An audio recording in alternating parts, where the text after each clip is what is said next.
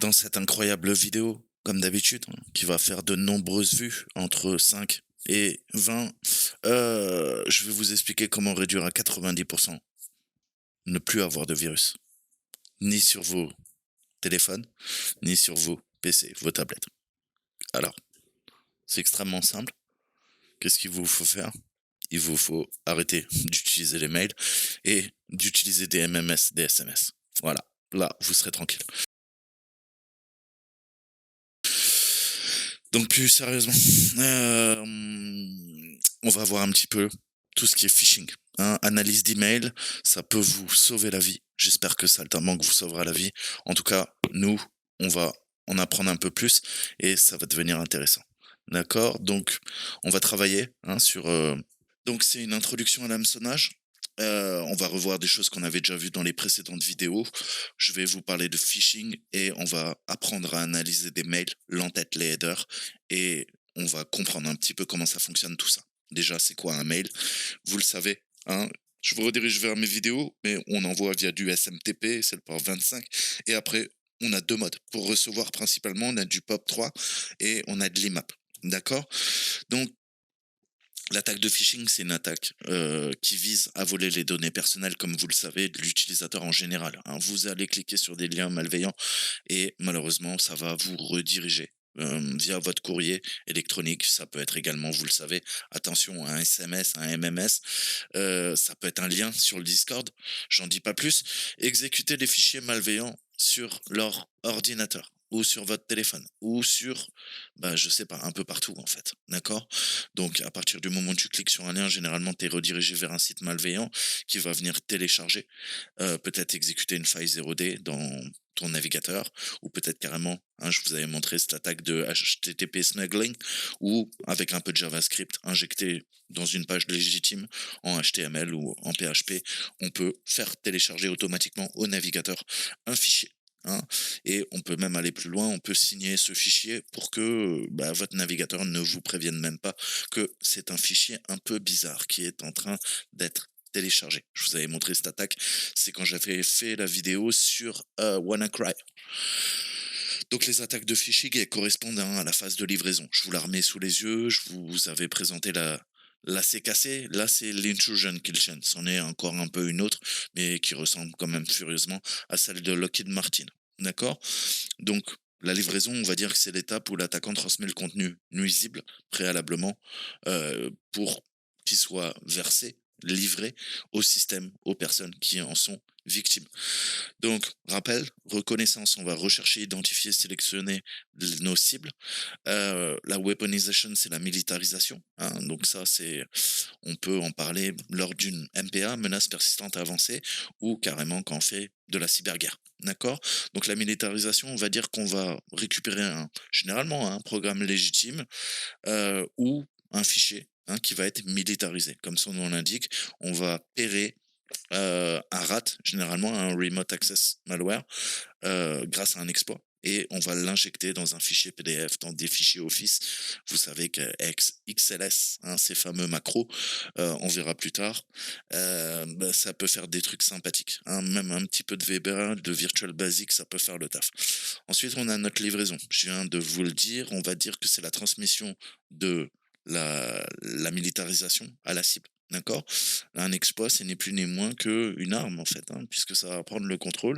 Et vous le savez, si on doit parler de phishing, ça sera des pièces jointes dans les emails. Ça peut être sur n'importe quel site, sur une clé USB, tout ça, tout ça, tout ça. Ensuite, l'exploitation. C'est là que le code va être activé, hein, déclenché. Et ça va exploiter bah, une vulnérabilité, hein, soit sur une application qui est installée sur le système d'exploitation, soit directement sur le système d'exploitation.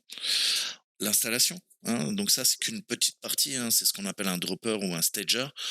Il va préparer le terrain pour, bah, télécharger d'autres composantes qui vont venir accroître la potentialité et on va communiquer, hein, généralement vers un serveur de command and control.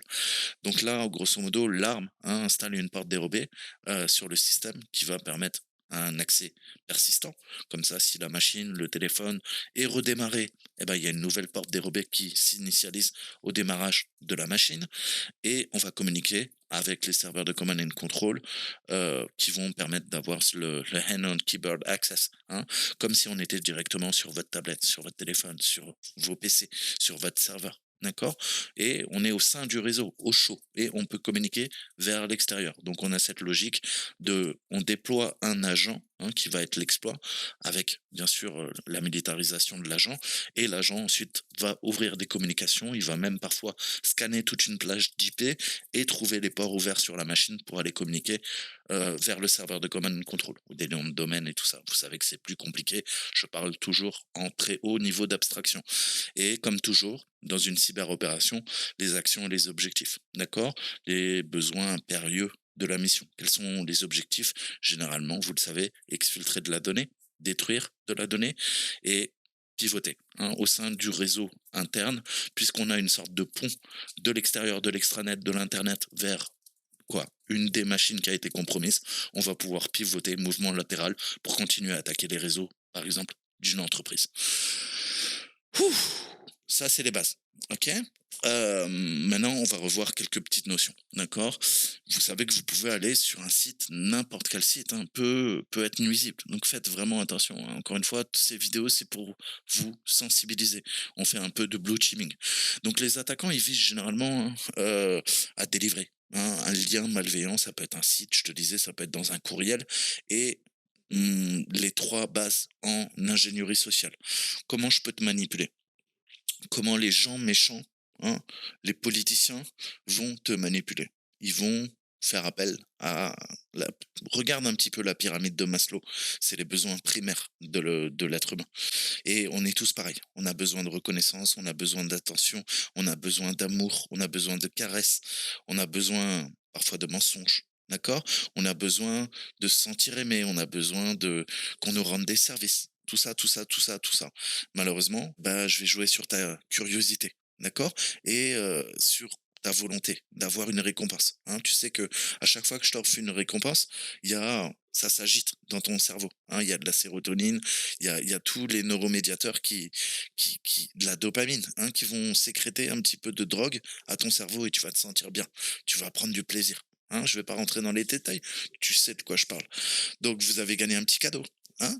Ah, ne manquez pas cette grande réduction, d'accord. Hein, c'est ce que disait Machiavel. Machiavel, qui était un grand prince, hein, à l'époque de la Florence. Et Al Principe, hein, il dit qui contrôle la peur des gens contrôle leur âme. Hein. Je vous laisse réfléchir les 2 ans que vous avez vécu enfermés chez vous. Mais c'est pas le sujet d'aujourd'hui. Donc on va chercher à vous faire peur. Comment je peux chercher à te faire peur? Tout de suite, ça va être l'impératif. Le but, c'est que je court-circuite ton cerveau. Ton cerveau, il est rationnel. Je t'ai dit, quand tu es tout seul, hein, en tant qu'individu, si tu prends le temps, tu as un cerveau très lent, mais qui est capable de beaucoup d'intelligence. Et à l'inverse, t'as quoi? Tu as un cerveau très rapide, qui est capable de prendre en quelques microsecondes des décisions. Mais généralement, il va se tromper. D'accord. Lui, il n'est pas là pour étudier la complexité. C'est le cerveau reptilien. Le cerveau reptilien, il joue sur tes instincts.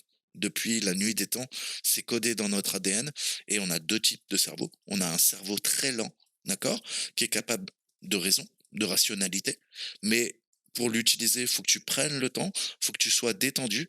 Et à l'inverse, quand tu es stressé, quand tu as peur, c'est le cerveau reptilien. Et là, lui, il est beaucoup plus enclin à faire des conneries. Donc, je vais te faire peur. Comment je te fais peur? Et comment je court-circuite ta rationalité pour que tu cliques sur le lien? Je vais te dire, cliquez sur ce lien. Attention, votre compte est suspendu. Vous avez plus que 12 heures pour débloquer votre compte, hein, ou il semblerait qu'on ait attaqué votre compte en banque, hein. Veuillez cliquer sur ce lien pour modifier votre mot de passe, ceci, cela. Donc, vous voyez, c'est toujours les mêmes mécaniques, hein, de toute façon, pour manipuler les gens, qu'on soit un politicien ou qu'on soit un malfaiteur. C'est jouer sur le plaisir, la curiosité, la peur. Hein, ces 3 leviers psychologiques qui sont très puissants. Donc là, on a une petite photo, hein. Vous voyez que bah, c'est mignon, c'est colorié, hein, et on se dit toujours, c'est la psychologie de base. Ah, le site est plutôt beau. Ah là, il est bien fait, hein, donc ça inspire confiance. À l'inverse, c'est un site tout pourri, il y a pas de JavaScript, il est en statique. Là, les gens, ils vont se dire: «Ah ouais, le site, il est pas très beau, à mon avis, il est pas sûr». Donc vous voyez déjà comment on est conditionné, notre propre jugement, notre propre biais cognitif. Si le site est super chiadé, ah, ça inspire la confiance. Hein, mais c'est comme un mec en costard cravate. Par contre, un gars avec un t-shirt déchiré, un jeans déchiré, des piercings, hmm, hein, le Pékin moyen, qu'est-ce qu'il va faire? Il va se dire, ouais, lui, il est chelou. Hein, il a des tatouages partout. Vous voyez? Et peut-être qu'en fait, la personne hein, qui a un jeans déchiré, des tatouages partout et des piercings, elle est bien plus honnête que quoi? Qu'un beau politicien en costard cravate qui va vous manipuler parce qu'il est beau, il sent bon, hein, il est jeune, il inspire confiance, il est présidentiable. D'accord? Vous voyez comment, en fait, votre jugement, c'est quoi? C'est les impressions que vous avez. Justement, l'art de la manipulation, de l'ingénierie sociale, c'est de jouer sur ces jugements. Hein, on l'apprend partout, dans la force de vente, en marketing, en neuromarketing. Mais ça, je vous avais déjà expliqué tout ça. Donc attention. Hein, et votre première impression, parfois, sera bonne, mais la première impression aussi, elle peut être complètement biaisée. D'accord? On juge pas une personne sur une première impression. Il va falloir du temps, hein, pour la connaître. Bah là, c'est pareil. Hein. Donc, pensez que l'attaque de phishing, ça reste, hein, c'était une introduction, le vecteur d'attaque le plus courant pour l'accès initial. Alors, bien sûr, le but de cette attaque, afin de voler les informations, hein, quelles sont tes informations, tes secrets, bah moi, déjà un nom d'utilisateur, un mot de passe, ça me suffirait. Mais le but de ces attaques, c'est vraiment d'exploiter le facteur humain. Et vous savez qu'en cybersécurité, comme dans la vie, le maillon le plus faible de la chaîne, c'est l'être humain, malheureusement. D'accord? C'est pour ça que je repars sur la phrase de Bruce Schneier, qui est un grand monsieur, qui dit: les débutants pirates hackent les machines, les vrais professionnels attaquent les personnes, l'être humain. Et c'est vrai. Hein. Les meilleurs hackers, en fait, c'est ceux qui sont capables de hacker le cerveau des gens, hacker et pousser les gens contre leur propre volonté parfois, ou en les séduisant, en les charmant. Et ça, c'est le propre de l'ingénierie sociale. Hein. Mais je vous redirige vers certains politiciens, on ne citera pas de noms, qui sont très bons pour manipuler les foules. Et si vous connaissez un petit peu l'histoire, ne serait-ce que l'histoire du XXe siècle, tous les grands dictatures, hein, que je me permettrai pas de citer, mais il y en avait en Espagne, il y en avait en Italie, il y en avait en Allemagne, avaient cette capacité, hein, à manipuler les foules. On en a eu également en Russie, d'accord? Et en Chine, d'accord? On ne citera pas de nom non plus, mais ça a fait des centaines de millions de morts.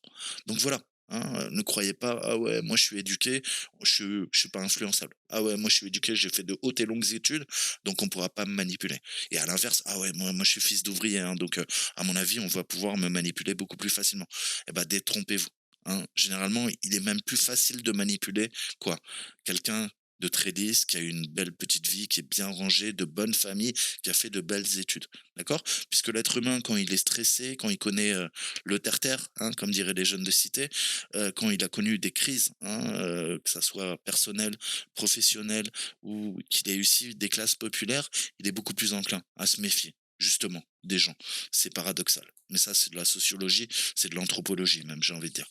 Donc, on est tous manipulables. Si on met les moyens, on utilise les bons leviers, et je vous avais expliqué les techniques MICE, on aura des leviers pour vous manipuler, d'accord? Pour vous attirer dans un guet-apens, et malheureusement, bah, on le voit, c'est un vecteur d'attaque de plus en plus prépondérant.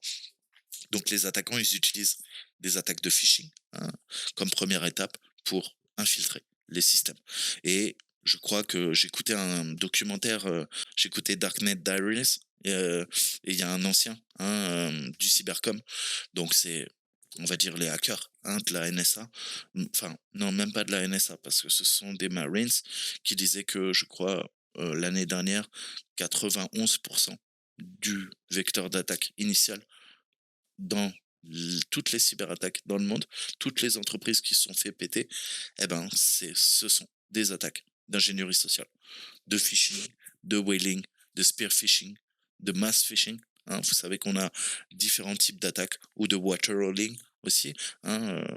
On va attaquer le point d'eau, hein, c'est-à-dire tous les sites que vous euh, gravitez autour. Hein. On sait que certains salariés vont sur tel site, je peux peut-être plus facilement attaquer quoi, un autre site sur lequel, bah, c'est peut-être le site d'un de tes prestataires, de tes sous-traitants, et je vais faire une attaque de chaîne logistique. Je vais faire une attaque de water hauling. Je vais empoisonner le point d'eau. Si tu viens boire tous les jours comme un animal à ce point d'eau, eh ben, tu vas être empoisonné. D'accord? Et je vais pouvoir rentrer dans la place. On va parler un peu de recueil d'informations, information gathering, hein, et puis surtout, quand je reçois un mail, quels sont les réflexes que je dois avoir? Alors, le spoofing, vous le savez, c'est là que ça devient très dangereux pour tante Jaline et pour ma mère, euh, et peut-être pour vous, quand vous aurez vu cette vidéo, j'espère que vous serez beaucoup moins sensible à tous ces types d'attaques parce que vous avez pris conscience. Le but de vous montrer comment font les attaquants, c'est vous savoir vous en protéger, d'accord? Que ça soit des manipulateurs, des pervers narcissiques, des arnaqueurs, des brouteurs, des hackers. Enfin, les hackers font pas ça. Les pirates, hein, les meilleurs, les crackers, et peut-être un politicien, hein, parce qu'eux aussi sont tout en haut de la pyramide, de la chaîne alimentaire. Donc plus sérieusement, tous ces gens-là, ils vont essayer de vous influencer, ils vont essayer de vous manipuler, ils vont essayer de vous soutirer des informations, ils vont essayer de vous arnaquer. D'accord? Donc le but, c'est de ne pas être naïf. Comment j'arrête d'être naïf? Eh ben, je me confronte à la réalité, même si la réalité parfois va à l'encontre de ce que moi je pensais. Et là, on rentre dans la dissonance cognitive en psychologie, dans les biais cognitifs. Donc, on va éclaircir un peu, hein. Les attaquants, vous le savez, ils peuvent envoyer des mails au nom de quelqu'un d'autre. Et oui, c'est possible. Parce qu'en fait, les mails, ils sont pas nécessairement, hein, tout de suite, à la base, avec un mécanisme d'authentification. Je vous rassure, comme tout, au fil du temps, on a introduit des protocoles tels que le SPF, le DKIM, le DMARC. On va voir ça par la suite.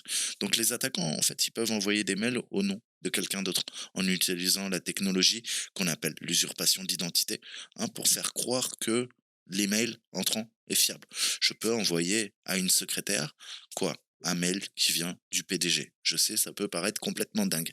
Après, quelqu'un qui est formé, hein, eh ben, va pouvoir se défendre en utilisant justement le protocole SPF, DKIM, DMARC pour se protéger et grâce à l'analyse va pouvoir comprendre en fait ce qui se passe, hein. Est-ce que l'adresse de l'expéditeur est fausse? Est-ce qu'elle est réelle? En fait, c'est pour ça qu'on a mis en place ces protocoles, hein, que vous retrouverez en entreprise. Donc certaines applications de messagerie effectuent des vérifications automatiquement, ça c'est vraiment bien, hein. Et le problème, comme toujours, c'est que certains de ces protocoles n'est pas obligatoire, hein. Je te donne un exemple.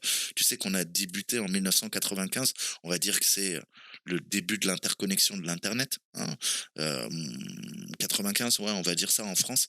Et on avait d'abord quoi? On avait du TLS et ensuite on a eu du SSL. Donc c'est l'évolution. Le problème, c'est que il y a encore quoi? Il y a encore, je crois, 3 ou 4% qui utilisent les vieux protocoles, d'accord? Le TLS. Donc, grosso modo, tu peux faire des attaques de downgrade, d'accord?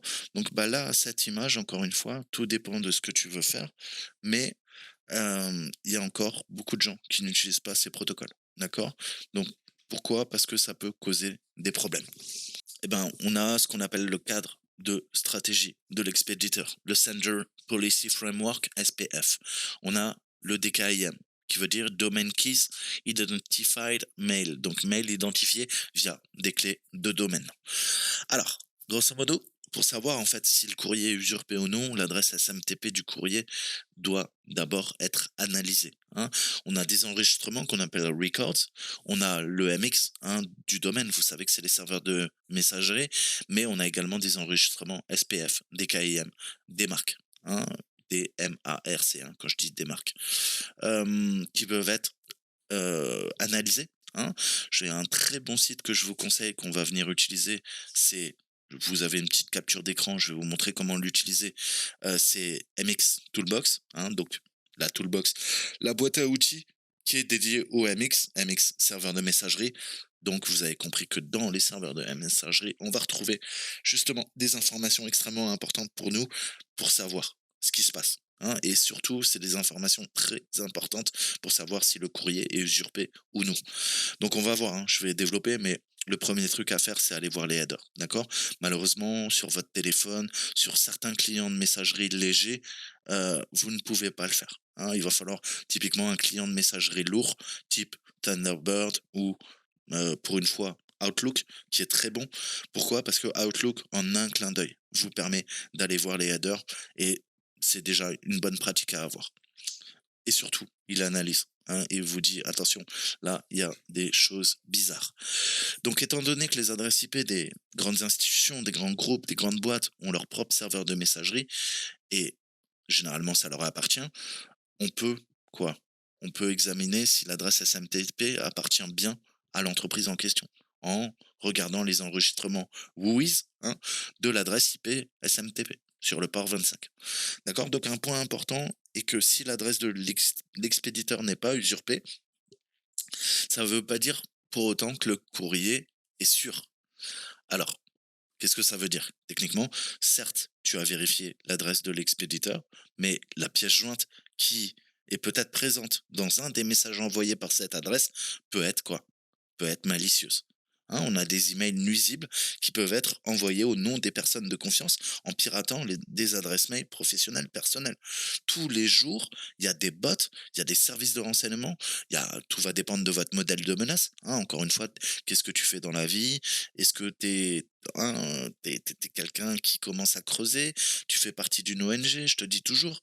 Tu fais quoi? Est-ce que tu es en train de déranger certains services, certains pays? Parce que tu es journaliste d'investigation et tu es en train de travailler sur une affaire, qui est un petit peu croustillante, qui pue un peu la merde. Encore une fois, tu vas te faire plein d'amis et ces amis, ils vont essayer le premier truc qu'on fait, c'est que techniquement, en fait, on va pivoter ton adresse mail, ton mot de passe grâce en piratant ta boîte mail et c'est ce que font les services, ils vont récupérer et pivoter d'information en information. D'accord? Grâce à ton adresse mail, si j'accède à ta boîte mail, je connais tous les sites. Je peux aller sur tel service, demander une réinitialisation du mot de passe, je vais récupérer un nouveau mot de passe, je vais pouvoir me connecter et pivoter sur toutes les adresses, tous les comptes, toutes les applications, tous les sites web que tu fréquentes et qui sont reliés à ton adresse mail. D'accord? Et vous le savez, on a généralement beaucoup d'adresses mail. Hein, c'est rare qu'une personne n'ait qu'une seule adresse. On a minimum une adresse personnelle, une adresse professionnelle. Et ben ça, on va mapper le réseau, hein, comme on dit. Et c'est exactement ce qui est expliqué le Mission Commander, hein, que j'ai vu là dans le documentaire d'hier, qui est grosso modo, c'est les forces spéciales dans le cyberespace. Ok, c'est des gars qui font des opérations offensives. Hein, le LIO, comme on appelle ça chez nous. Donc ce type de cyberattaque, c'est déjà produit, d'accord? Donc cette possibilité peut être envisagée, d'accord? Donc deux cas de figure, soit on a piraté la boîte mail, soit on se fait passer en tant que, d'accord? Mais dans les deux cas, ben, on peut avoir des bricoles. Alors techniquement, qu'est-ce qu'il va falloir faire? Eh ben, il va falloir faire un travail d'analyse, hein. Vous êtes des analystes de quoi? Pas du renseignement, de Blue Team, ok? Mais c'est pareil, c'est utiliser votre cerveau, vos compétences et pareil, on a des tactiques, des techniques, des procédures, hein, des modes opératoires également en défense, hein, pas que des MOA, mode opératoire d'attaque. Là, c'est des modes opératoires de défense. Alors comment on met en place? Eh ben, il faut des processus. Ces processus, je vais les suivre à la règle. Hein, c'est pour ça qu'on écrit des procédures pour que même quelqu'un qui débute en Blue Team et les bases, d'accord? Et le workflow, ce flux de travail.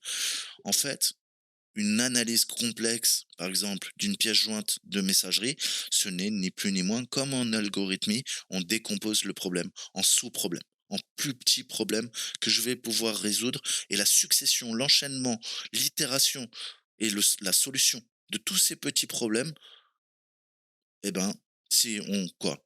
On concatène à nouveau, bah, si je résous plein de petits problèmes, j'ai résolu un gros problème. D'accord? Donc en fait, la procédure, c'est quoi? Bah, on va faire étape par étape, de façon séquentielle. Alors, l'analyse du trafic de messagerie. On a de nombreux paramètres d'abord qui sont nécessaires lors de l'analyse d'une attaque de phishing. Il faut connaître la taille de l'attaque, le public qui est visé, hein, le contexte, j'ai envie de dire, et rechercher aussi sur la passerelle de messagerie et chercher des indicateurs de compromission, hein, comment dire, des paramètres qui sont importants pour nous. Tout d'abord, on a l'adresse de l'expéditeur. D'accord? On a l'adresse IP SMTP. Généralement, on passe par la passerelle. Donc, ça sera le localhost 127.0.0.1 ou 0.0.0.0 en IPv4, en classe C. D'accord? Let's Defend.io, là, c'est notre site. On pourrait dire que c'est une base de domaine. D'accord? Donc, on a toutes ces informations.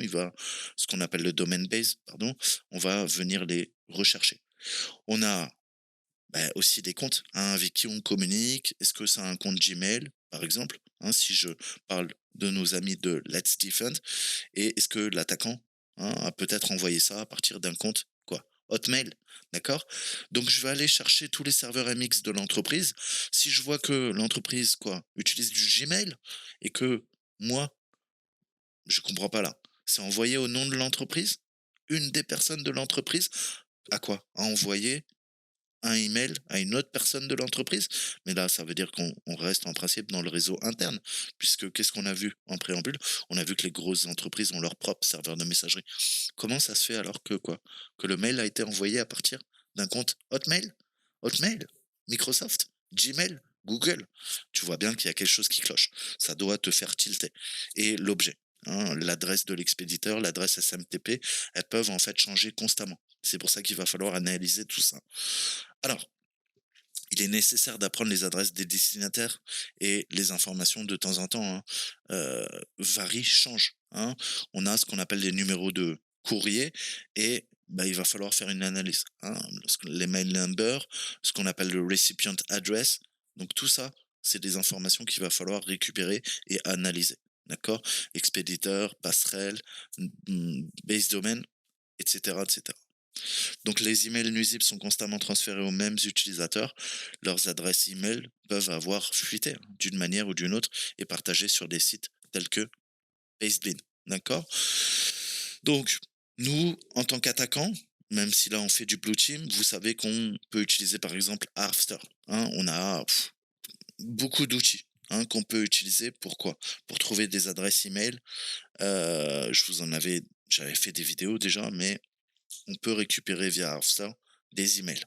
On a tendance à sous-estimer, mais une adresse est encore plus dangereux. Une adresse personnelle, c'est déjà très dangereux, mais une adresse quoi, professionnelle, ça va être extrêmement dangereux.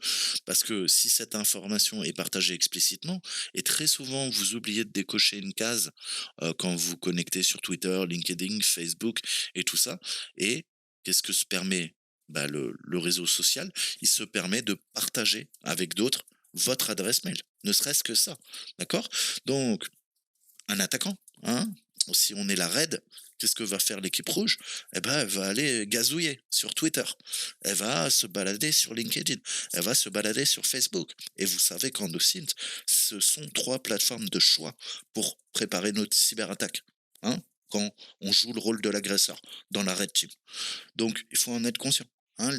Si les mails sont envoyés en dehors des heures de travail, l'attaquant aussi peut vivre une autre ligne du fuseau horaire, hein. Pensez, quand est-ce que proviennent les attaques, d'accord? Les emails, pareil, hein, en rassemblant de telles informations, nous pouvons commencer à donner un sens à l'attaque. Mais ça va marcher qu'avec des bleu bits, hein, excusez-moi l'expression, ça va dire des hackers. Enfin, les hackers ne font pas ça, je répète, pardon, des pirates qui ont très peu d'expérience. Puisque je vous ai dit que quoi, les pirates confirmés, hein, si on est un attaquant qualifié, compétent, avec un haut degré de sophistication, on va se fondre dans la masse, dans le bruit. Et on va adapter nos cyberattaques aux horaires de l'entreprise. D'accord? Je vais pas l'attaquer la nuit à 2 heures du matin. Ça serait red flag, comme on dit, hein. Je vais me fondre dans la masse. Et ça, il y a que les meilleurs qui savent faire ça. Heureusement d'ailleurs. OK, donc c'est les bases, hein. Vous voyez que petit à petit, j'essaye de décortiquer et comprendre toutes ces mécaniques. Alors maintenant, on va parler un peu du header. Je vous ai dit qu'on commence toujours par l'entête du mail. On va essayer d'apprendre à les lire. Je vais vous donner des exemples concrets et le but, c'est de comprendre quelles sont les informations pertinentes dans l'entête d'un mail et qu'est-ce qui peut être fait avec ces informations. Et puis comment j'accède aussi à ces informations. D'accord? Le but, c'est de savoir analyser n'importe quelle en-tête d'un mail qui vous parvient pour repérer les patterns, les erreurs, hein. Il y a des choses qui doivent attirer votre œil. Et ça, malheureusement, bah, ça viendra avec l'expérience. Donc, vous devez vous entraîner à lire les headers. Hein. Prenez le temps. Et dès que vous avez une pièce jointe dans un mail, c'est le premier truc que vous allez faire. Alors, l'entête. On pourrait dire que c'est une section d'un courrier, hein, puisque un courriel, c'est quoi? Un email, c'est ni plus ni moins qu'un courrier électronique. D'accord? Mais on retrouve, et c'est pour ça que je vous fais tout le temps des métaphores, on retrouve des caractéristiques comme quoi? Comme la poste. Hein. La poste, je fais quoi? Je prends une lettre, c'est la data, d'accord? C'est le corps, le body, et je la mets dans une enveloppe. Cette enveloppe, je mets des métadonnées dessus, je la mets dans une boîte aux lettres, on récupère le courrier, ça part dans quoi? Ben, des backbones, dans des serveurs centraux de messagerie, d'accord? Et l'enveloppe, elle arrive au destinataire, il la récupère, hein, lui aussi dans sa boîte aux lettres, il ouvre l'enveloppe et il récupère le message, le body, la data. D'accord? Mais c'est ni plus ni moins que ça. Hein. Il y a toute une chaîne logistique, donc ça va passer par différents serveurs de messagerie. D'accord? Alors, des champs. Hein, on parle de champs, vous le savez, comme beaucoup de choses en informatique. On a le return pass, très important, le reply to, hein, à qui j'ai répondu, et le received. Hein. Alors là, vous avez un exemple sous les yeux. Et on voit que le deliver to, c'est info let's defend. Donc en théorie, on a quoi? On ne peut plus classique. Deux personnes qui communiquent dans l'entreprise. Ce sont le même base domain, hein, c'est let'sdefend.io, et c'est info qui envoie un message à Ogonal. Rien de spécial. Faites parcourir les lignes, vous voyez que quoi? Que c'est du Google. Hein. Regardez l'Arcsil, on a du Google.com. Au niveau des signatures, ça va, ça colle. Je regarde l'ARC Authentification Result, il était égal à 1 mx.google.com. C'est bien les serveurs de messagerie Google. D'accord? On retrouve le SMTP classique, Permitted Sender, donc rien là qui puisse me mettre la puce à l'oreille.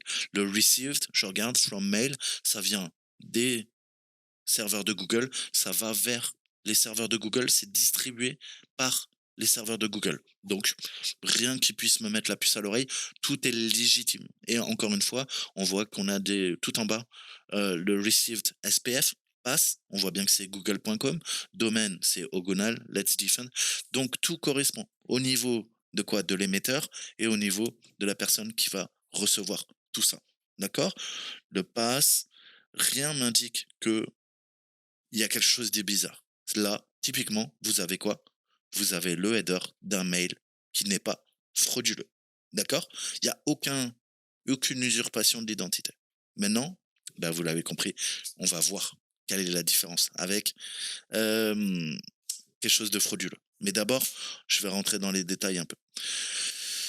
Donc, je te disais, on a au Gunal, c'est Omer Gunal, c'est notre PDG de la boîte de Let's Defend. Et donc, on voit notre ami Homer et de à A, hein, en anglais from to, d'accord, dans l'entête, d'accord. Donc, ça détermine qui envoie un mail à qui, d'accord. Donc, si on regarde l'email, hein, on voit qu'il est téléphone. Donc, si on voit un peu l'email, il est au format EML. Hein. Donc, grosso modo, on voit que c'est du format EML et ça a été envoyé de l'adresse Ogonal à info let's defend, d'accord? Le from to. Donc on a des bloqueurs de spam. Hein. Il est possible de détecter les spams à l'aide de l'analyse des entêtes et d'autres méthodes diverses. Cela protège les gens contre la réception de spam. Ça permet également de suivre l'itinéraire d'un mail. Hein. Il est important de vérifier l'itinéraire que suit le mail pour savoir s'il provient de la bonne adresse. D'accord? Donc quand on regarde l'exemple ci-dessous, on voit que ogonal@letsdefend.io, c'est bien le vrai domaine, le base domaine qui est quoi? Celui de l'entreprise. Letsdefend.io. D'accord? Ou ça peut être peut-être quoi? Peut-être un faux serveur différent qui imite le même nom. D'accord? Et là, nous pouvons justement utiliser les informations d'en-tête pour répondre à cette question. D'accord? Donc ne supputez pas. Ça peut être la bonne adresse, mais on peut quoi? Avoir un faux serveur qui fait du spoofing, d'accord? C'est pour ça qu'il faut analyser tout le temps, pour commencer, le header. Alors, les domaines importants, je vous disais le from, to. 2, le champ from dans l'entête indique le nom et l'adresse de l'expéditeur. Le to, donc qu'on traduirait par à qui, de l'entête, hein, contient les détails du destinataire de l'email. Hein, il comprend leur nom, leur adresse mail et on a aussi les copies carbone. On a également des copies carbone aveugles. Vous les utilisez tous les jours. C'est le fameux quoi, CC, copie cachée. Hein, mais qui c'est pas une copie cachée en fait, c'est copie carbone.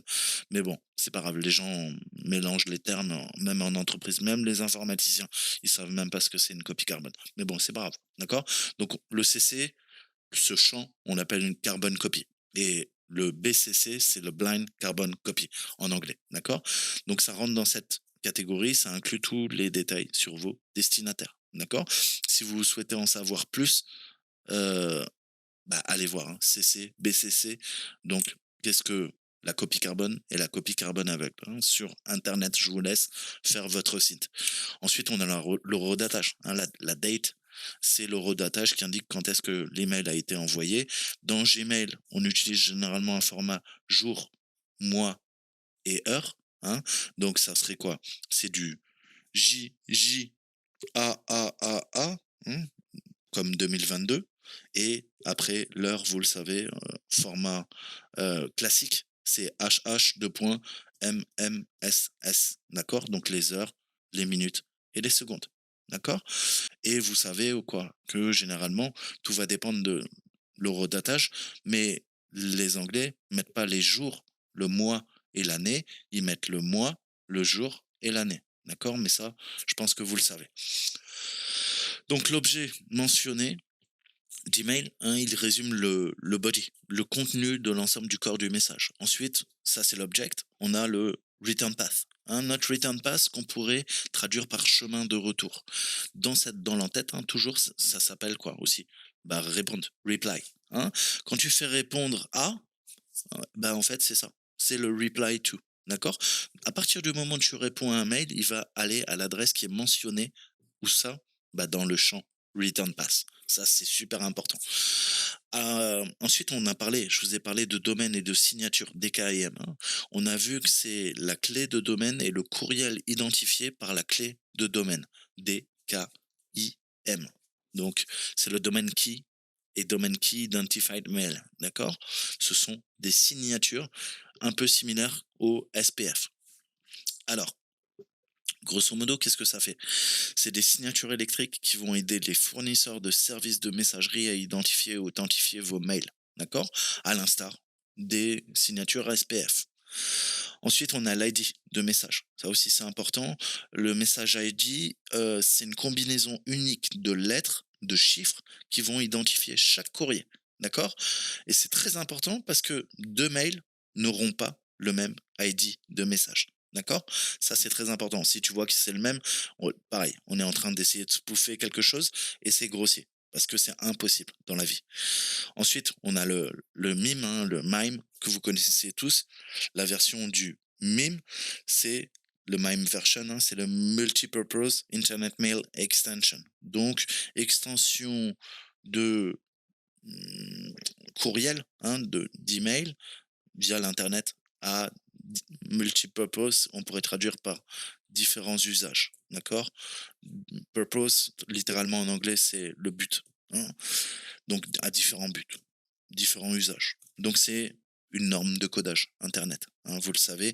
Grosso modo, vous le savez peut-être pas, toutes vos pièces jointes, vos mails, c'est quoi? C'est uniquement du texte. C'est que du texte. Alors là, tu vas me dire, ouais, non, mais Saltin, qu'est-ce que tu me racontes? C'est pas du texte.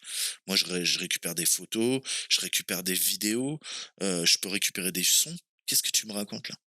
En fait, ce qui se passe, c'est que ça va convertir le contenu non textuel, les images, les vidéos, d'autres pièces jointes, en texte, afin qu'elles puissent être jointes à un email. Donc tout est passé en texte. Et toi, quand tu récupères ta pièce jointe, qu'est-ce qui se passe? Bah, tu as bien compris. À partir du texte, on va reconvertir le format original de ta pièce jointe. D'accord? Du son, de la vidéo, des images. D'accord? On pense tout le temps qu'on envoie ça en brut, les données, mais non, elles sont d'abord converties en texte. Tout est texte, d'accord? Et ça prend moins de place. Tu as bien compris, on peut utiliser des algorithmes de compression, d'accord? Donc, quand on utilise le SMTP, port 25, Simple Mail Transfer Protocol, protocole de transfert de mail simple, de courriel simple, eh ben, on utilise le MIM, d'accord? Le Multipurpose Internet Mail Extension. Ensuite, le reçu, le received. Hein. Ce champ, on peut dire que ça répertorie chaque serveur de messagerie qui a parcouru un mail avant d'arriver dans la boîte de réception du destinataire.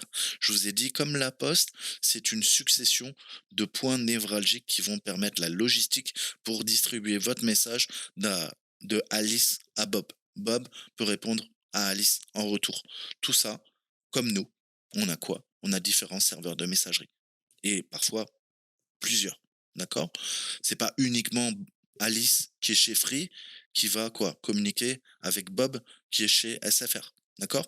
Parce que bah, vous le savez, hein, bah, le principe, vous n'êtes pas seul. Internet, c'est une nébuleuse. Ce sont des milliards et des milliards de serveurs. Hein. Donc, bah, parfois, on passe par des relais. D'accord?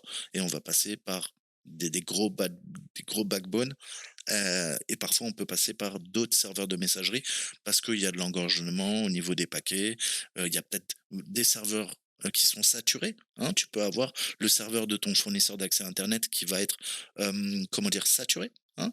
Donc, ton mail est parti, mais il est mis en file d'attente jusqu'à que le SMTP de t'es chez Swisscom, ça sera Swisscom, t'es chez Free en France, ça sera Free ou autre. Hein, peu importe votre fournisseur d'accès Internet, hein, ce qu'on appelle un ISP hein, en anglais, Internet Service Provider.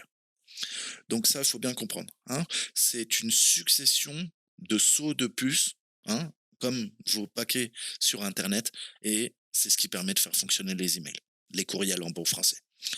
Donc c'est répertorié dans l'ordre chronologique inverse. Hein. Le serveur en haut, c'est le dernier serveur par lequel le message électronique est passé. Tout en bas, c'est l'email d'origine. Hein. Donc on part du bas en haut. Ensuite, on a le XPAM. Très important, c'est ce qui permet de quoi? De gérer l'heuristique. Hein.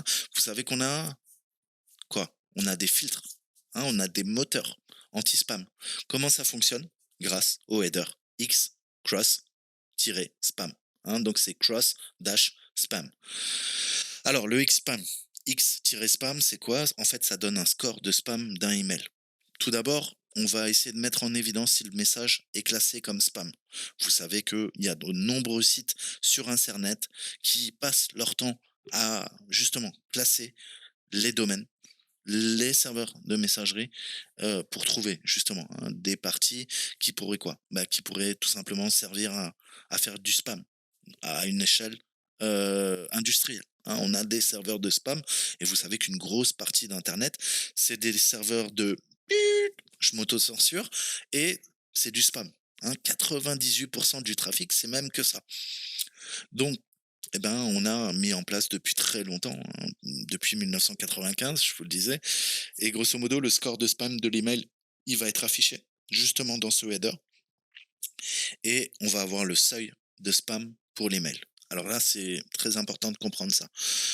Un email, il va atteindre un seuil de spam, qu'on appelle un threshold en anglais, hein, d'une boîte de réception ou le dépasser. Grosso modo, tu peux envoyer un mail, mais si c'est le même mail qui se répète et qui va être renvoyé, et on fait le téléphone arabe, hein, sans jeu de mots, et ben au bout d'un moment, il est considéré comme spam. Pourquoi? Parce qu'il a été justement trop spammé. Il dépasse le threshold et il sera automatiquement classé comme spam et envoyé dans le dossier spam. D'accord? Donc, si on a 5 personnes et au bout de 5 personnes, on dit ah ouais, non, la sixième, elle recevra pas le message parce que c'est du spam, eh ben, les 5 premiers intervenants vont pouvoir communiquer entre eux. La sixième sera considérée comme du spam. D'accord? Donc, c'est pareil. Plus on envoie donc de façon répétée hein, le même message et plus on le renvoie aux mêmes personnes ou au même serveur, plus ça va faire exploser, entre guillemets, le seuil de spam. hein. C'est comme ça que on arrive à classifier des mails qui arrivent directement dans vos, vos parties spam, hein, comment dire, indésirables de vos boîtes mail. Voilà comment ça fonctionne en un très haut niveau d'abstraction. Alors, on va s'ouvrir un mail, hein. Je vais vous montrer un petit peu comment faire. Mais techniquement, vous voyez, donc là, on a reproduit, hein, c'est un exercice. Très souvent, alors que vous soyez en, allez voir, hein, en webmail, quoi, en client léger, c'est-à-dire directement connecté avec sur un site web de votre fournisseur d'accès internet où vous pouvez consulter vos mails. Regardez si vous n'avez pas une option, hein, pour justement télécharger le message et pouvoir l'analyser. D'accord? Le premier truc à faire. Parfois, vous avez même la possibilité de regarder le header directement. Donc ça, c'est à aller voir. Après, on a les clients lourds, hein, Thunderbird. Là, on va parler d'Outlook. On peut aller dans les propriétés directement. C'est très intéressant pour, je vous le disais, afficher directement les headers internet, les internet headers, hein. Et là, on récupère toutes les informations qui sont très importantes, hein, surtout quand on pense que le mail est bizarre, entre guillemets. D'accord? Donc, on va se télécharger un petit courriel comme ça qu'on va venir analyser. Vous voyez que vous pouvez faire un whiz, faire pas mal de lookup, hein, pour trouver les plages de correspondance. Vous pouvez chercher le SPF, le DKIM, le DMARC, du AAA, hein. Ce site est excellent. TCP, du SOA, bref, tout ce qu'il faut pour faire vos phases de reco, hein. Très très bon outil. Alors là, c'est la version gratuite, hein. Après, bien sûr, vous avez du pricing pour avoir encore plus d'informations à l'image de plein de services, forcément. OK? Donc là, on a vu les bases, on commence à répondre aux questions, il n'y a pas de problème. On va continuer encore un peu plus technique, entre guillemets. Donc, l'analyse de l'entête des emails, hein. Dans les sections précédentes, on a vu un peu ce qu'était un email de phishing, les informations qui sont présentes dans l'entête, hein. Maintenant, on va avoir un vrai email de phishing, hein. Le but, c'est de comprendre le processus d'analyse, hein. Mais voilà les questions clés auxquelles on doit se poser déjà dans un premier temps et auxquelles il faudra répondre. C'est: l'email a-t-il été envoyé à partir du bon serveur SMTP? Et les données de le chemin de retour, le return pass et réponse A, hein, donc le from, return pass, reply to, est-ce qu'elles sont identiques? Si elles sont pas identiques, c'est qu'il y a un problème, hein. Donc pareil, on va aller voir un petit peu ce qu'il en est. Donc je vais garder ça ouvert, on va repasser là-dedans. Je suis quoi? Je suis là-dessus, il est passé au mon terminal, il a dégagé, je vais le passer en 2, excusez-moi. On va tout supprimer, sudo rm étoile. On va faire un wget là-dessus. Donc je vous rassure, c'est qu'un EML, mais alors on a le, ok, donc on va sudo unzip sur mail.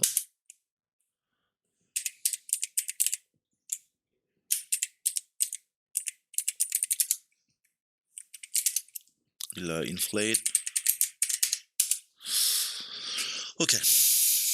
Alors, ok, just a test message. D'accord. Donc là, ça change un peu. C'est Jack et tout, mais tu vois que c'est pareil. J'ai pas beaucoup d'informations. Tout va dépendre de ton client, tu vois. Mais moi, franchement, alors oui, je peux aller voir Fancy, mais tu vois que j'ai pas tout. Donc il faut passer par, voilà. Alors, on va commencer simple avant de travailler sur là-dessus. Grosso modo, si vous regardez le from, on a quoi? On voit qu'on a mk.cz. CZ, tout de suite, vous devez tilter avec votre expérience, c'est quoi? C'est la République tchèque. CZ, donc le courrier, on voit quoi? Que c'est une adresse en 101 99 94 116 à partir du serveur d'adresse IP. OK. Si on regarde le courrier, l'expéditeur, c'est Jack. Jack à info let's defend. D'accord? Donc là, OK, il provient du domaine let's defend. .io. Dans des circonstances normales, on peut dire que Let's Defend, il va quoi? Il va utiliser une adresse IP par défaut de 101.99.94, hein, .116. C'est possible, hein? On va retourner sur Toolbox et puis on va aller voir sur Let's Defend.io. Voilà. On voit qu'on passe par quoi? Que par des serveurs tout simplement Google, d'accord? Donc ça peut pas être autre chose. Donc c'est quoi cette histoire-là? C'est quoi ce serveur .cz là? EMKEI.cz? Ça a l'air sympa déjà là. D'accord? Donc on voit quoi? On voit que c'est pas le serveur Google. D'accord? Let's Defend, c'est que du Google. Comment ça se fait que quoi? Comment ça se fait maintenant que je me retrouve sur quoi? Sur ces serveurs de mail. Donc déjà, tu vois que l'adresse IP correspond pas. C'est sûrement pas le même AS, Autonomous System. Hein. Là, on est sur du 19.70.19. Hein. Et là, tu vois que les AS qui permettent la communication, on va dire que c'est des points névralgiques. Je te conseille d'aller voir AS sur Wikipédia, Autonomous System. C'est important pour bien comprendre comment fonctionne aussi une partie de l'Internet, ce qu'on appelle le backbone, l'épine dorsale, entre autres. D'accord? On va dire que c'est des nœuds centraux, les AS. D'accord? Généralement, tu es rattaché à l'AS de ton fournisseur d'accès à Internet. Donc, ça pue un peu la merde, on va pas se mentir. Donc, si on continue à creuser, on voit que nos adresses IP diffèrent, d'accord? On voit que les adresses Google sont les serveurs de messagerie MX Google utilisés pour l'entreprise Let's Defend IO. Et là, je me retrouve avec un autre serveur, une autre adresse, un autre AS, ça vient de CZ. CZ, encore une fois, je te dis, il n'y a pas de honte à avoir. CZ, c'est quoi ça? Point .cz. CZ, le code de la République tchèque. Ok? D'accord. Donc tu te dis, attends, République tchèque, je comprends pas trop là. Parce que Let's Defend, c'est quoi? C'est en Turquie? Hein? Je comprends pas trop. Blue teaming, ok, d'accord. Donc, je te donne un exemple. Mais il y a quelque chose qui correspond pas. D'accord? Ok? Donc, même si c'est aux États-Unis, je sais que le PDG est turc, mais peu importe, que ça soit en Turquie ou aux États-Unis, qu'est-ce que la République tchèque, hein, a à voir avec tout ça? Donc, tu peux commencer hein, à, à humer comme ça avec ton nez et te dire, ça sent un peu la merde, ça sent un peu la merde. Donc, il va falloir continuer à creuser, d'accord? Donc, pareil, je vous mets une autre capture d'écran et après on va le faire en live. hein. On voit que c'est Jack, on voit le reply to. D'accord? Donc la deuxième, là on a répondu à la première question. La première question, je t'ai dit quoi? Est-ce que l'email a été envoyé à partir du bon serveur SMTP? Bah t'as la réponse. Non. Déjà, ça doit te faire tilter. La deuxième question, c'était est-ce que les champs from, return pass, reply, qu'on pourrait traduire par deux chemins de retour, réponse A, sont identiques? Alors, je vais développer. Sauf dans des cas exceptionnels, on s'attend à ce que l'expéditeur d'email, la personne qui reçoit les réponses, soient les mêmes. D'accord? Un exemple. Typiquement, imaginons qu'il y a Let's Defend, donc la société qui communique avec Google. D'accord? Ils ont chacun leur serveur. Le problème, c'est qu'on peut avoir une personne avec un nom de famille, hein, qui peut avoir quoi? Le même nom de famille que quoi? Un des salariés de Google. Imaginons que le Let's Defend dit à un de ses employés d'envoyer justement une facturation et demande le paiement de temps sur le compte en banque. Une personne malicieuse, en fait, va pouvoir utiliser l'adresse mail d'un vrai employé de chez Google, l'injecter dans le reply to, hein, et du coup, on va usurper l'identité. D'accord? Et ça pourrait passer. Ça pourrait servir d'attaque d'ingénierie sociale. C'est pour ça que vous devez parfaitement comprendre le principe des entêtes. Mais c'est pareil en HTTP. D'accord? Tu peux pas comprendre comment fonctionne Internet, comment faire des attaques de l'homme du milieu si tu ne comprends pas les headers HTTP. D'accord? Parce que des fois, les métadonnées, le contenu, d'accord? C'est bien. Le contenu, c'est on va espionner toutes tes communications. Mais à la limite, ça, c'est pas intéressant si j'ai pas le contexte. D'accord? Le contexte, c'est quoi? C'est tes métadonnées. D'accord? Tu passes un coup de fil à qui, quand, comment, où, pour quelle raison, combien de temps, hein? Ça va donner du contexte. Alors tu vas dire, «Allô maman, je vais manger avec toi ce soir». OK? On mangera des pâtes au beurre. À la limite, je m'en fous. Par contre, combien de temps t'appelles ta mère? Est-ce que tu l'appelles souvent? Est-ce que tu l'appelles du même numéro de téléphone? Et cetera, et cetera. Le contexte, les métadonnées, hein, c'est pour ça que les agences de renseignement s'intéressent aux métadonnées. Ils en savent plus que en chopant le contenu, et ils le font, je vous rassure, hein, je pense qu'on vous a ouvert les yeux. Donc c'est la surveillance de masse, mais les métadonnées, c'est bien plus puissant, d'accord? Parce que je peux avoir du contenu, mais sans le contexte, le contenu ne me sert à rien, en fait, hein. Pour en apprendre plus sur quelqu'un, sur quelque chose, je dois avoir toutes les informations, hein, c'est-à-dire le contenu, mais je dois avoir aussi le contexte. Dans quelle situation le message est envoyé, d'accord? Apporter du contexte à l'information, d'accord? C'est ce que je veux dire, le processus de raffinement de l'information, d'accord? Il faut contextualiser la situation, d'accord? L'analyser, mais aussi la contextualiser, que ça soit une cyberattaque, que ça soit du renseignement que vous faites sur n'importe quoi, sur n'importe quel sujet. C'est toujours ça, extraire la quintessence des informations, leur donner du sens et du contexte. Ça, c'est raffiner l'information. Mais je vous en ai déjà parlé en OSINT. Ok, donc là on voit que Jack envoie en priorité 3, normal, importance normale, erreur vers info, et ah là c'est bizarre. Tiens, avant j'ai vu que info, c'était quoi? Info arrobase, let's defend, ça c'est le from. Par contre le reply to, qu'est-ce qui se passe? C'est info.letsdefend 123 722 arobase gmail.com. Mais là, qu'est-ce qui se passe? Mon champ from, il diffère du reply to. Donc, il y a clairement quelque chose qui se passe, hein. On est en train d'essayer d'usurper tout ça. D'accord? Donc, comme vous pouvez le constater, les données sont différentes. Tout de suite, un red flag, ça doit attirer votre œil. Vous devez vous poser des questions. En d'autres termes, lorsqu'on va répondre à ce mail, on enverra une réponse à l'adresse Gmail ci-dessous, hein. Ce n'est pas parce que ces données sont différentes qu'il s'agit toujours d'un email de phishing. Attention, mais vous devez reconsidérer cette situation et cet événement dans son ensemble. D'accord? En d'autres termes, en plus de cette situation qui paraît clairement suspecte, s'il y a une pièce jointe, une URL, du contenu trompeur, dans le contenu de l'email, eh ben, vous pouvez vous poser des questions et vous dire: «Oui, clairement, c'est un email de phishing», hein. Encore une fois, analyse de la situation, raffiner les informations, leur donner du sens, du contexte. C'est comme ça que vous faites votre travail d'analyste, d'accord? Donc on verra, hein, comment analyser les données dans ensuite le body, de l'email, dans le corps, d'accord? Alors, on a des questions, on va creuser. Là, on passe à un autre mail et on va voir ce qu'il en est. Alors, on va essayer de faire maintenant le header challenge.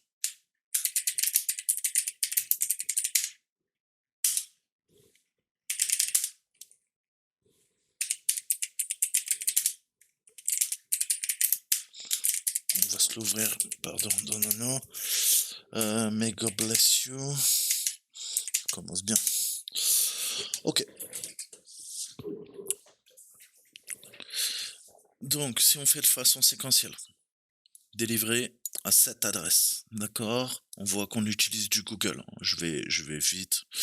Euh, reply to, from, on passe par du Google. Ok. Là, il nous dit, c'est du GP. Donc, MRS Dara, hein, on passe par le Japon, hein. Donc, cette adresse, elle n'est pas permise en tant qu'envoyeur. Donc là, on a une adresse, hein, Japon, Google, pareil, hein, ça doit nous faire tilter. On voit l'adresse du serveur. On voit il y a clairement quoi? Il y a un transfert de zone, hein. On passe de quoi? On passe des serveurs de Google aux serveurs japonais. D'accord? Donc on voit le received, hein, cette partie-là est intéressante. On voit cette partie-là également qui est intéressante. On voit, hein, il vous le dit, désigné as permitted. Donc là, il est permis, d'accord. On a le message, on voit le message ID, d'accord. Et du blablabla. Donc c'est pour vous soutirer de l'argent, hein. Donc, hein, on a tous reçu ça. Veuillez m'envoyer de l'argent. Je vais vous aider et faire fructifier tout ça. D'accord? Donc on voit que on a quoi? Pareil, hein. L'email, il a été envoyé à partir du bon serveur? Bah, franchement, non. Non. Qu'est-ce qu'on a? Received from? On a quoi? On a un serveur SMTP, d'accord? On a l'ID. Received by.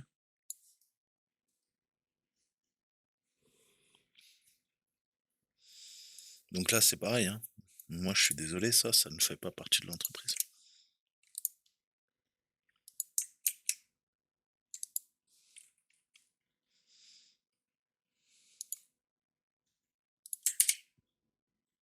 On passe par le Japon. Ok. Donc on voit le statut, hein, du DMARC. Le policy, s'il est activé ou non, hein. Vous voyez qu'il n'est pas forcément activé. Et on passe par le Japon.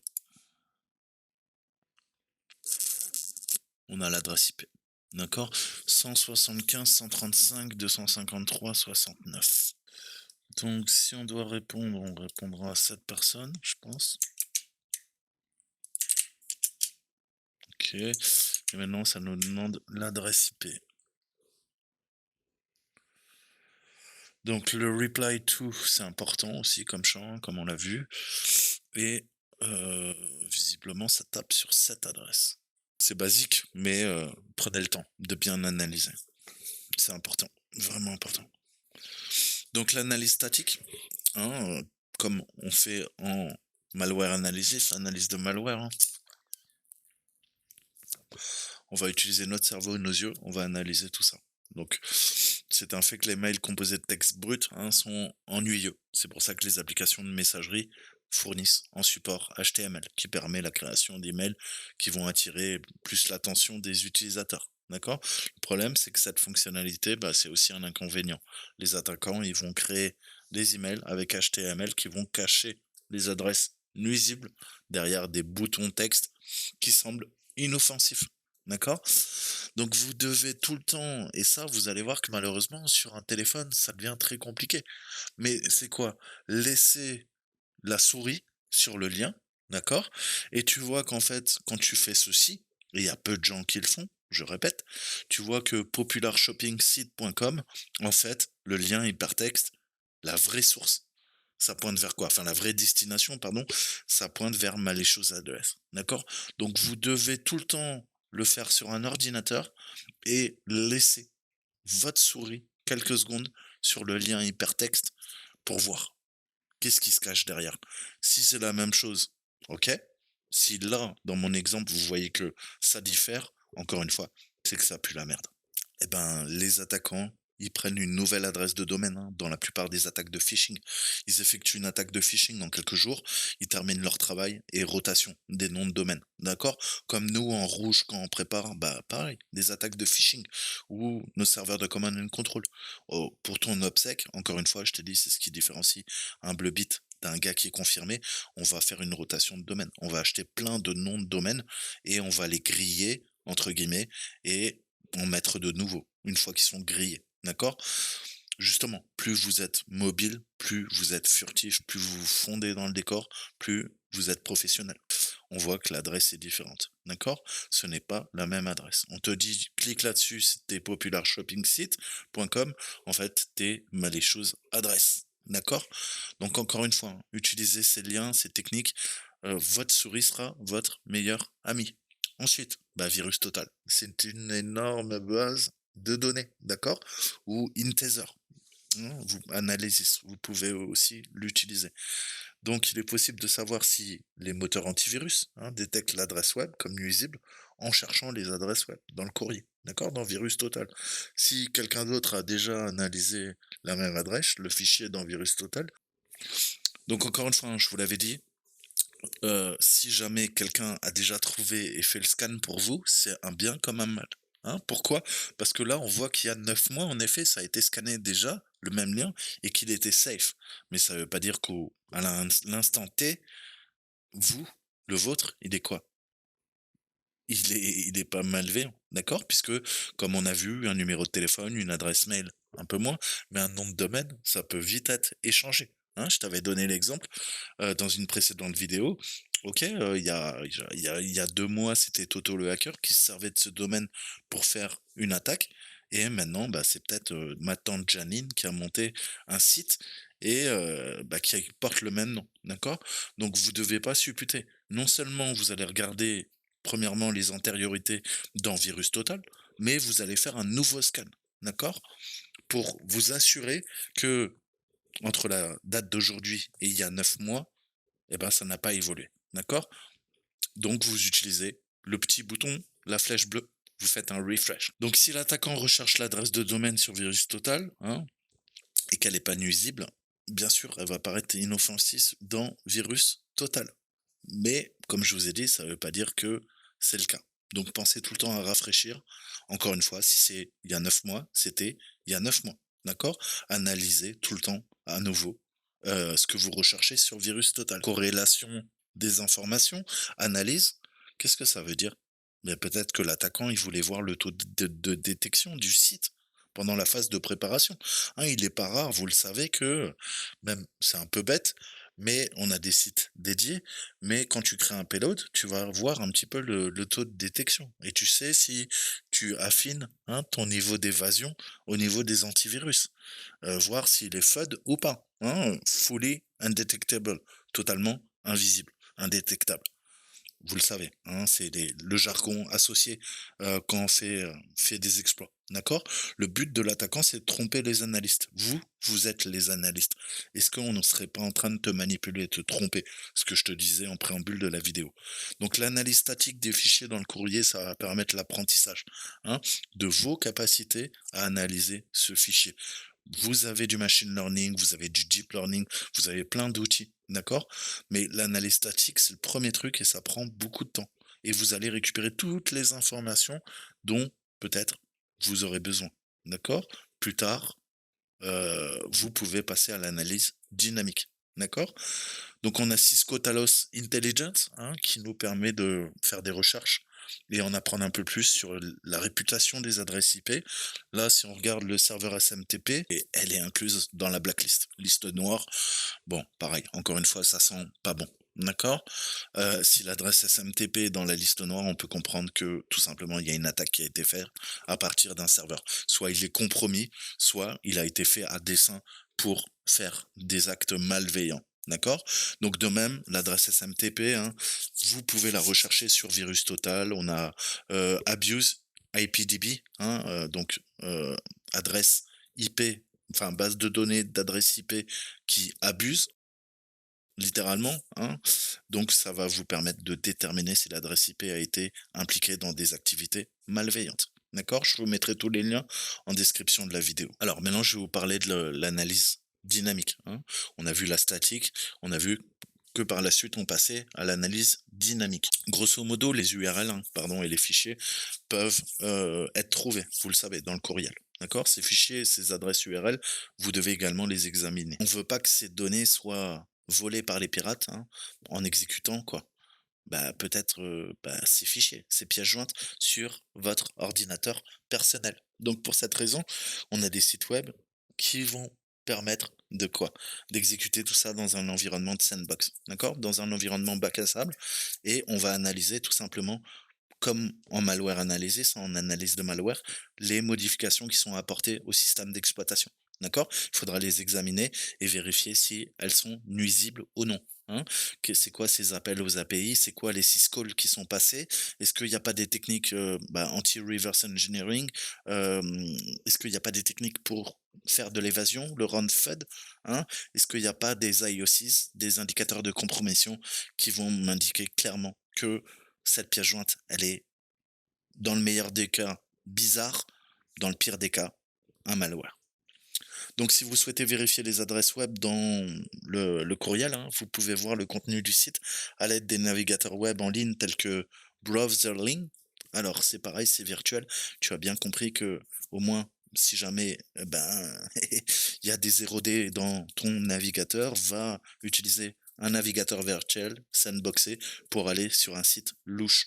Hein. La bonne chose à propos de ces services, c'est que vous ne serez pas clairement affecté, hein, par des vulnérabilités 0D, puisque le principe de la 0D, si tu débutes en cybersécurité, c'est qu'elle n'est pas connue. D'accord? Elle n'est pas connue du grand public. Typiquement, soit c'est le monde militaire, le monde du renseignement, soit les cybercriminels qui utilisent le marché lucratif qui rapporte des centaines de milliards chaque année. C'est le monde des OD. Hein, c'est le pire truc, puisque ton antivirus ne pourra rien faire. Ton système d'exploitation, navigateur, quoi? Il sera pas patché contre cette faille. Donc, tu vas te faire pawner. Donc, l'inconvénient de l'utilisation des navigateurs web tels que Browserling, c'est que le fichier malveillant est téléchargé sur le site. Hein. Le problème, c'est qu'on ne peut pas l'exécuter. Donc, l'analyse va être interrompue. Mais ça permet de faire un premier jet. Donc, avant d'aller aux adresses, hein, il faut vérifier si on a des informations importantes dans l'adresse, toutes les adresses qu'on a à notre disposition. Comme je vous disais dans l'exemple d'avant, hein, là, on a quoi? On a malicious address, hein, et on est censé aller sur popularshopping.com, d'accord? Donc, on va rentrer ces adresses, hein, on va essayer de comprendre ce qui se passe, les deux adresses, l'adresse, hein, qui est spoofée et l'adresse qui est en fait légitime, mais qui vous redirige vers quoi? Sûrement une page de phishing. Et vous devez penser comme l'attaquant. L'attaquant, qu'est-ce qui se fait? L'utilisateur, il rentre pas son mot de passe sur une page de phishing. La victime ne se fait pas attaquer. Mais l'attaquant, qu'est-ce qu'il a maintenant sur vous? Il sait que à cette adresse mail, d'accord, il y a, il y a quelqu'un, il y a une vraie personne. C'est valide, d'accord? Puisqu'il a essayé de lancer il a essayé de lancer son attaque de phishing et vous avez répondu. Vous vous êtes pas fait berner, vous n'avez pas envoyé votre mot de passe, heureusement, mais il sait que il y a quoi? Il y a eu un stimuli, il a essayé de susciter votre désir et vous avez répondu. Action, réaction. Donc, il y a forcément soit quelqu'un qui essaye de comprendre ce qui se passe, soit c'est une victime potentielle qui s'est pas fait avoir, mais il sait que maintenant à cette adresse mail, on peut venir vous taquiner, entre guillemets. D'accord? Donc il peut augmenter le taux de réussite de l'attaque en effectuant des attaques d'ingénierie sociale, d'accord? Sur les utilisateurs qui sont entre guillemets valides, d'accord? Tout ça, ça va se faire de façon séquentielle, hein. Vous savez que l'attaquant, il va améliorer ses attaques au fil du temps. Donc il est nécessaire de modifier les informations, telles que l'adresse mail, avant d'accéder aux adresses. Donc là, vous voyez, dans mon exemple, je reprends exactement le lien, mais qu'est-ce que je fais? Le GM, je vais laisser G, hein, ou je vais modifier complètement parce que le gars, il est pas con, hein. S'il voit GM, il sait que j'ai tronqué quoi? Ce qu'il y avait ensuite, hein, c'est une chaîne de caractères. AIL.com, gmail.com, d'accord? Donc je vais mettre Toto le hacker pour, tu vois? Pour le berner, entre guillemets. Pensez que vous faites vos tests, mais vous protégez également, c'est de la sécurité des informations, d'accord? Donc, encore une fois, vous allez bidouiller puisque le email correspond à votre mail, modifiez-le en conséquence, d'accord? Avant d'accéder aux adresses, avant de faire vos tests. Encore une fois, c'est pour ça que vous devez avoir une bonne compréhension. Donc, vous pouvez examiner les fichiers et les sites web suspects dans des environnements sandbox. Et lorsque vous examinez les fichiers dans ces environnements, vous allez éliminer le risque d'infecter votre ordinateur avec les logiciels malveillants. D'accord? Donc, on a de nombreux services qui font ça, qui sont disponibles. Très souvent, il y a une version payante et très souvent, parfois, il y a une version gratuite. D'accord? Donc, en fonction des besoins, hein, vous pourrez utiliser. On a Coucou, hein, CUCKOO, Sandbox. On a Joey Sandbox, on a AnyRun. On a Hybrid Analysis, hein, avec le Falcon Sandbox. Celui-là, je vous en avais déjà parlé. On a VMray. Qu'est-ce qu'on a d'autre? On a VMray. On a Intether, Analysis, etc., etc. Je vous mettrai tous les liens. D'accord? Donc les logiciels malveillants peuvent attendre un certain temps sans aucune action aussi, je vous l'avais dit, pour rendre la détection difficile. Des fois, on va peut-être attendre jusqu'à 1 heure. Donc vous devez attendre que le logiciel malveillant fonctionne avant de décider que les fichiers examinés n'est pas dangereux. Encore une fois. Donc le fait qu'il n'y ait pas d'URL et de fichiers dans le courrier aussi, hein, mais ne signifie pas que ce n'est pas nuisible. L'attaquant, il peut envoyer quoi? Sous forme d'image et encore une fois, essayer de contourner les produits d'analyse et vous savez qu'on peut tout à fait militariser et c'est ce qui se passe, hein. On a eu des attaques dans la nature il y a quelques semaines où on militarise tout simplement une image, hein, et ça fait très, très mal. Une autre technique utilisée par les attaquants, ça consiste à effectuer donc les des attaques de phishing en utilisant des sites normaux, légaux, des services offrant des services de stockage, hein, sur le nuage, sur les clouds, tels que Google ou Microsoft. Les attaquants, ils vont tenter, hein, de pousser, les gens à cliquer sur ces liens et utiliser des services qui permettent de créer des sous-domaines gratuits, hein, Microsoft, WordPress, blogs, hein, c'est ce que je vous disais. Malheureusement, ils vont se servir de nombreux blogs pour essayer d'attaquer, hein. Je vous ai dit attention aux blogs qui vous donnent des walkthroughs. Les attaquants, ils vont essayer de berner les produits de sécurité, les analystes en créant un sous-domaine gratuit, hein, à partir de ces services. Et étant donné que les informations WIS ne peuvent pas être recherchées en tant que sous-domaine, on peut voir que les adresses ont été prises, hein, et elles vont servir dans des cyberattaques, d'accord? Ah, c'est du Microsoft, ah, c'est du WordPress, ah, c'est du Wix. Oui, mais le sous-domaine est malicieux, d'accord? Donc il y a tout un panel d'attaques en rouge, qu'on va utiliser pour feinter, hein. Les formulaires de demande aussi, on n'y pense pas, hein. Les services sont disponibles et ils permettent la création de formulaires libres. Les attaquants utilisent ces services au lieu de créer eux-mêmes un site de phishing et étant donné pardon, que le domaine est inoffensif dans des conditions normales, mais ça peut être transmis à l'utilisateur, d'accord? Et ça va pas être bloqué par le logiciel antivirus. On va utiliser Google Forms, c'est Google, hein, et c'est un des services qui permet quoi? Bah, qui permet de faire des choses légitimes, mais ça peut être, comme toute technologie, militarisé. Attention, d'accord? Donc examinez tout le temps les informations WHOIS, le domaine, hein. OK, il est considéré comme Google. Tu vas dire: «Ah bah là, il y a pas de problème». Mais ça va vous induire en erreur et le but d'un attaquant, d'un rouge, c'est de feinter les analystes de la blue team, de l'équipe bleue. D'accord? Donc voilà, c'était, une petite introduction. J'espère que ça vous a plu. On fera d'autres petits exercices, dans une prochaine vidéo. En attendant, j'espère que vous êtes devenus des experts du phishing. Moi, je vous dis à très bientôt. Ciao, ciao.